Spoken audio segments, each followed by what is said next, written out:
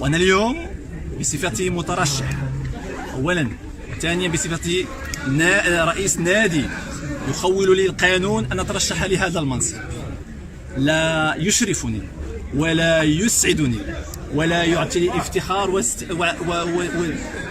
افتخار على أنني أتقدم مع شخص لا يحترم القانون في بلدي. المغرب مغرب الديمقراطية، مغرب احترام القوانين، احترام النصوص، احترام الأنظمة الأساسية التي صوتت في المجالس الجموع العامة. ولهذا اليوم لا أعترف تماما بهذه الانتخابات، ولا يشرفني أن أتقدم للترشيح مع شخص يتعامل بهذه الطريقة وبهذه المعاملة.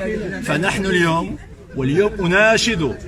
أناشد صاحب الجلالة الملك محمد السادس نصر الله للتدخل في أسرع وقت ممكن لإنقاذ هذه الرياضة التي أفرحت الملايين المغاربة. وشكرا لكم.